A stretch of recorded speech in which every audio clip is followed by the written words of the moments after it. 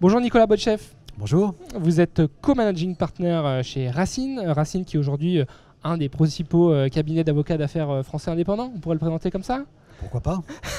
Parmi les récents sujets juridiques dans le monde de l'immobilier, il y en a un qui, je crois, a beaucoup fait parler en 2018. Il s'agit des clauses d'indexation des baux, avec notamment un arrêt de la Cour de cassation qui innove en la matière. Expliquez-nous pourquoi ce sujet est important et pourquoi justement cet arrêt a fait parler. Alors, ce sujet est important. On en a parlé en 2018, mais aussi également avant.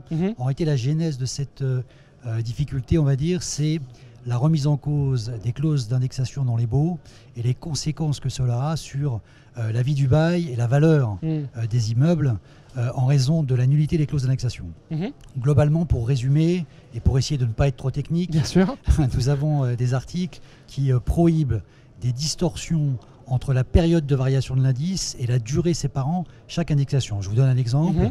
Vous prenez un bail qui prend effet le 1er juillet, vous faites une indexation au 1er janvier, il y a 6 mois qui se sont écoulés entre les deux périodes. Si vous faites une indexation sur un an, la clause est nulle.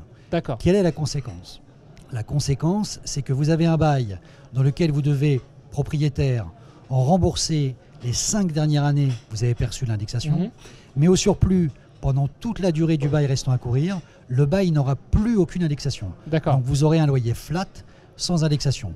Et quand on sait qu'en matière de baux commerciaux, par exemple, eh bien, il y a des renouvellements, des droits au renouvellement au locataire et que celui-ci peut rester en place très longtemps, on se retrouve avec des actifs avec des prix qui sont bloqués. Et depuis quelques années, un certain nombre de locataires en ont même fait un exercice avec de nombreux contentieux en la matière. Et la problématique était l'insécurité juridique qui résultait de potentiels contentieux sur ce sujet.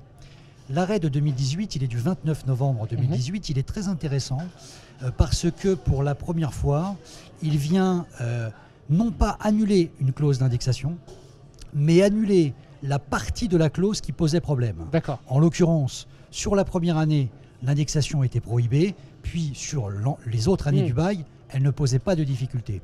La Cour de cassation, au lieu d'annuler, comme elle l'avait fait en 2017, l'intégralité de la clause, se contente ici d'annuler uniquement la disposition prohibée et de laisser survivre la clause d'indexation pour le futur. Ça a une importance capitale en réalité pour les acteurs parce que ça crée de la sécurité juridique. Il est évident qu'au moment de la signature du contrat, personne n'a voulu avoir le risque de ne plus avoir de clause d'indexation. On veut de l'assurance, au contraire. Donc le locataire y trouve son compte parce que la disposition qui est nulle est annulée, mais par contre le propriétaire y trouve également son compte puisqu'évidemment la clause d'indexation vient et va perdurer dans le temps, apportant une sécurité juridique aux deux parties. Est-ce que sur ces sujets, on pourra encore aller plus loin, on pourra encore améliorer les règles du jeu ? Alors oui, parce que en réalité, ça arrive sur un cas précis, qui est un article du Code monétaire et financier, mais en réalité, il y a plusieurs causes de nullité de clause d'indexation, notamment sur des sujets spécifiques baux commerciaux.